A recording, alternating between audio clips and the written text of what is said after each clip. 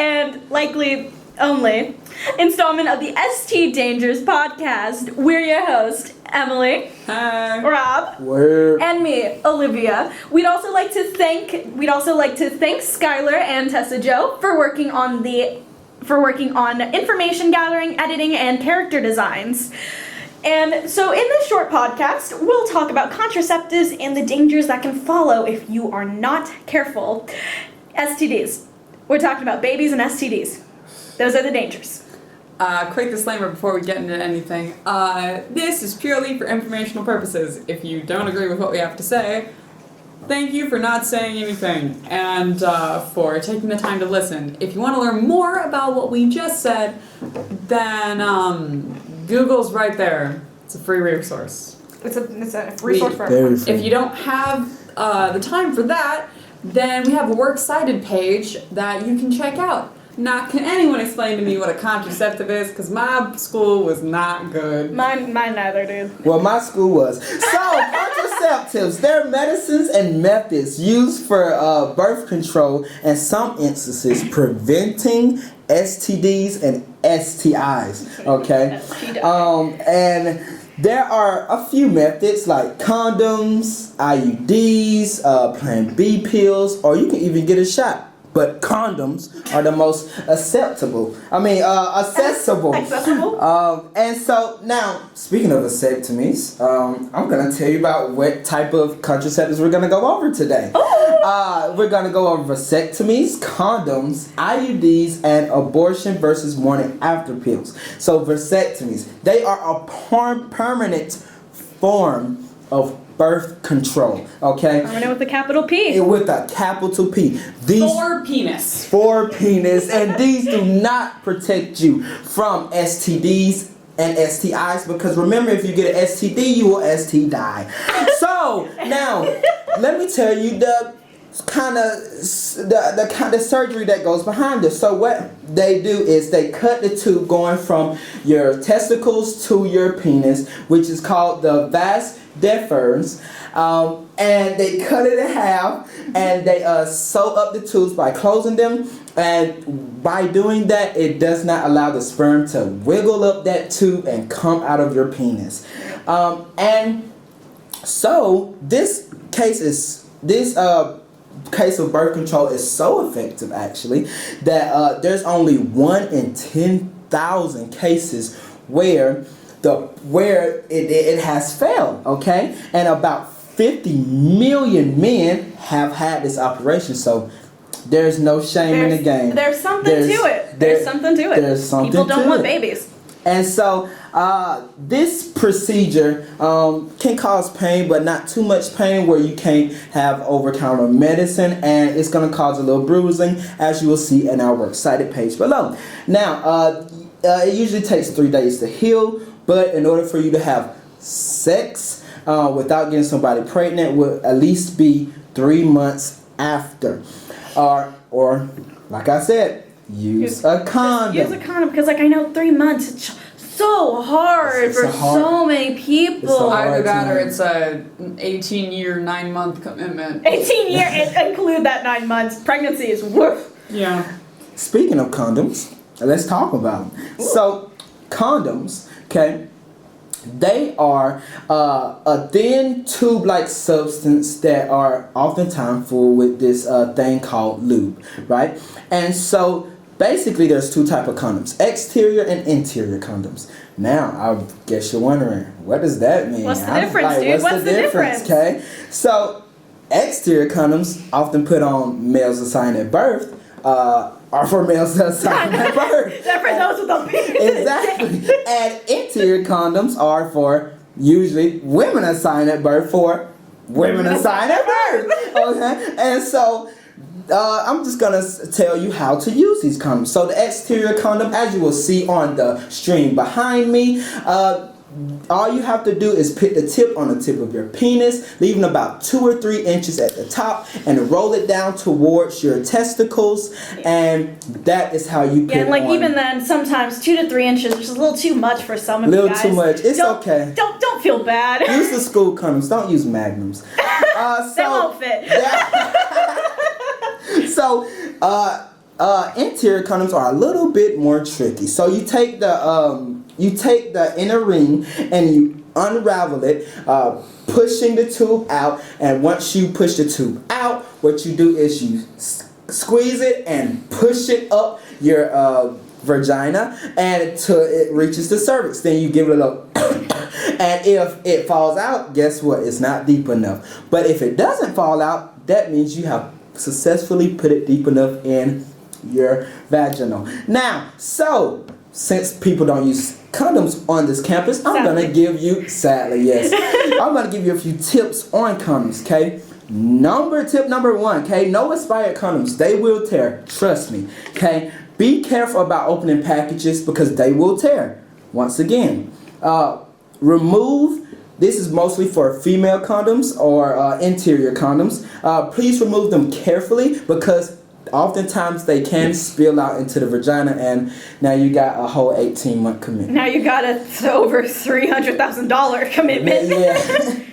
And so when you're done using the condom, throw them in the trash. Do not flush them down the toilet. Throw them in the trash. They're very bad for the environment, so do not throw them outside. Okay?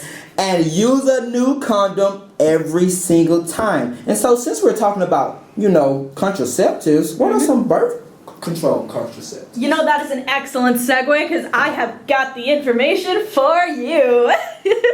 Okay. So now that we've got through the male ones, here are some assigned female at birth methods for contraceptives. The first one that I will be discussing are IUDs, or intrauterine devices, as it stands for. And it's in the name. It fits inside the uterus. You can read it, you can understand.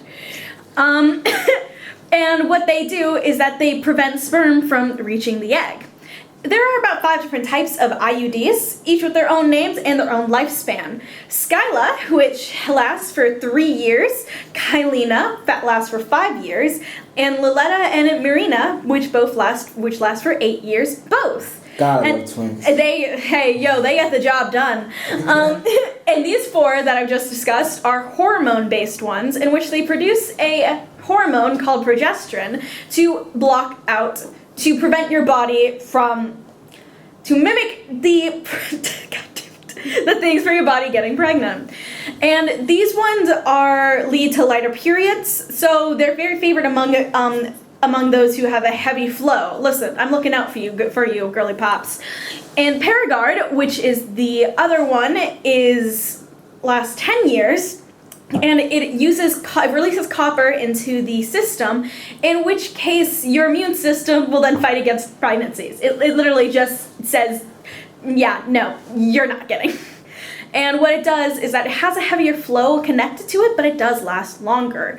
And IUDs are actually very safe for most people, trans and non-binary included. And hey, moms, those who have kids, those who've been breastfeeding, if you regret all of your choices, these are safe. These are safe for breastfeeding. And while IUDs have studies that show they are the most effective use of birth control, they do not protect against STDs, which is a whole nother can of worms.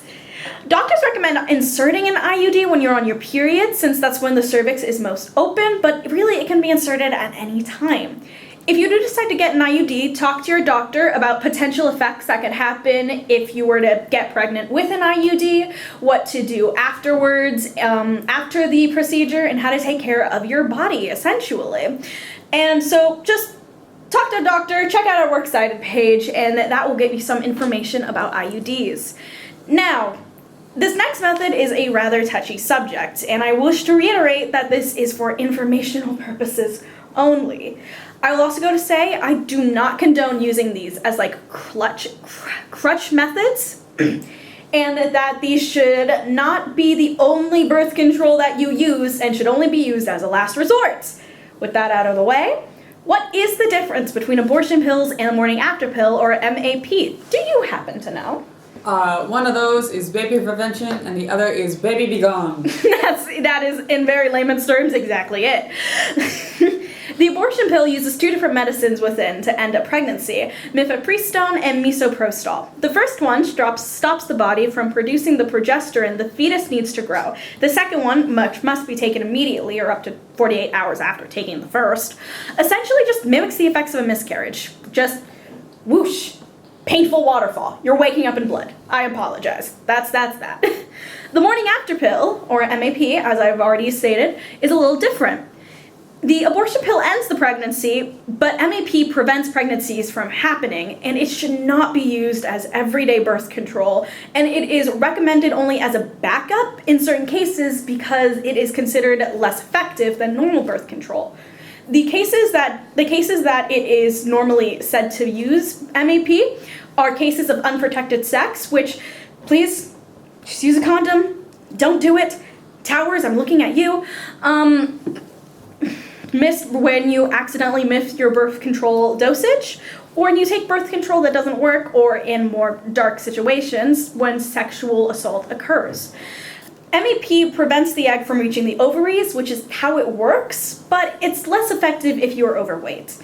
In short, abortion pills, while effective 95% of the time, are only effective within the first 11 weeks of pregnancy. MAP cannot end a pregnancy, only delay/stop one from happening, and is considered a backup or last resort contraceptive rather than an everyday use one.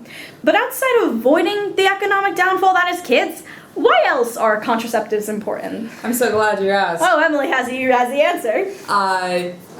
I get to fearmonger now. Oh, that's the most effective Because way. we're about to talk about STDs and STIs. We mentioned near the beginning that some contraceptives can help prevent STDs and STIs at a college campus. Towers. It's very important to know the potential health issues that can arise if you aren't careful, because these things are very easy to catch. There are two kinds, STDs and STIs. STIs stand for sexually transmitted infection and are caused by virus, bacteria, fungus, and parasite, and these are transmitted through sexual contact. An example would be genital herpes, bacterial vaginosis, chlamydia, syphilis, and HPV. Sexually transmitted diseases come when you don't get your STI checked out by a doctor. Go to the doctor. From infection to disease, this is usually the most popular one is AIDS because there's an epidemic going around. Both are used interchangeably. Most often you will see the word STI used. That's an acronym, not a word. We make that mistake sometimes, it's fine. Using protection in a long-term relationship is always important because you don't want to be that person that got someone an STD. That sticks with you. Yeah. Especially, like our next one, herpes, which is lifelong and very common. In 2018 alone, the CDC estimated that there were 572,000 new genital herpes infections in the U.S. among people aged 14, who shouldn't be having sex, to 49, which they couldn't round up to 50 for some reason. The idea that's just 14. They don't know what algebra is yet. They don't even know what college they're going to. Yeah, so we're going to be talking about two different kinds of herpes today. The first kind is herpes simplex virus type 1, which is the oral kind, and herpes simplex type 2, which is the genital kind, and they're usually got through juices. Fluids. Yeah. Oral herpes is usually spread through non-sexual contact like saliva and usually obtained during childhood or young adulthood when your mama gives you a little kiss on the head goodnight. They're usually, the sign is coarse, cold sores, and clusters of blisters around the mouth.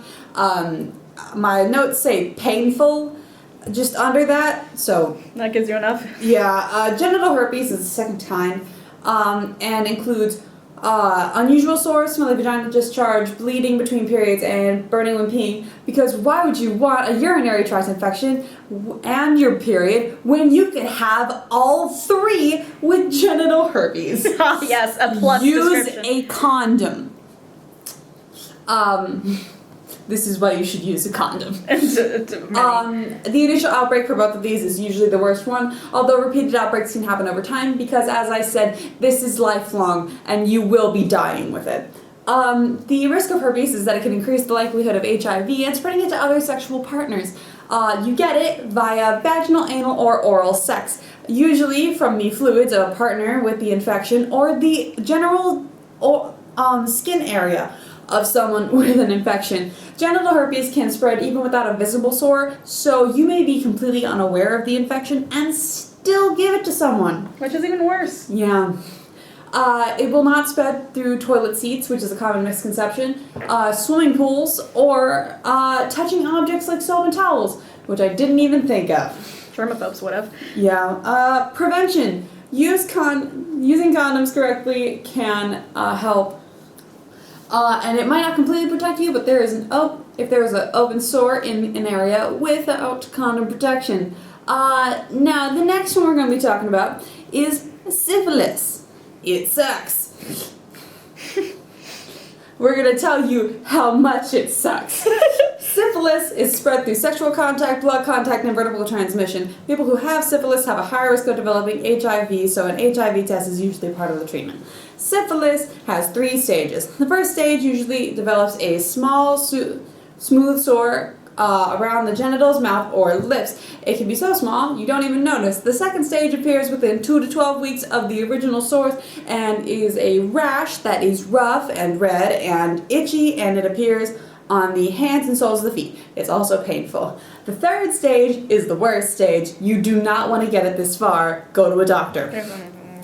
Because if you let it get this far, it can cause serious health problems, such as, but not limited to, brain damage, nerve damage, eye damage, heart damage, blood vessel damage, liver damage, bone damage, and joint damage. The common complication for this is gumatory syphilis, which causes soft tumor-like sores called gumas, which is a too cute name for what this is, that can affect many parts of the body, including, but not limited to, skin, bone, eyes, ears, heart, brain, joints, muscles, liver, and testicles.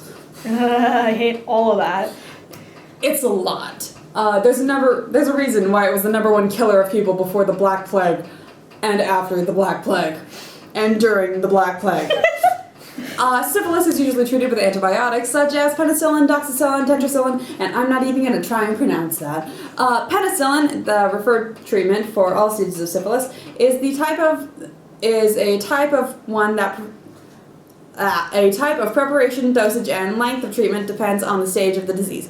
Benzazine penicillin is the first line of treatment for syphilis for pregnant women. That's right, ladies, you too cannot get syphilis. Doxycycline and something I can't pronounce and another thing I can't pronounce are the second line of treatments that can be used by doctors. Syphilis can be spread. Syphilis treatment requires follow-up appointments that include blood tests and ensure treatment was effective. It's also important to take care of yourself during treatment so you don't f*** up your own blood tests. Is that you guys taking a breath? No, that's it. Okay, so as you can very well clear, there are far more benefits to practicing safe sex, not only for your health, but for your wallet and mental sanity as well. So as you've heard it here, don't be silly. Wrap your willy! Next time we're doing this, we're getting paid. Absolutely.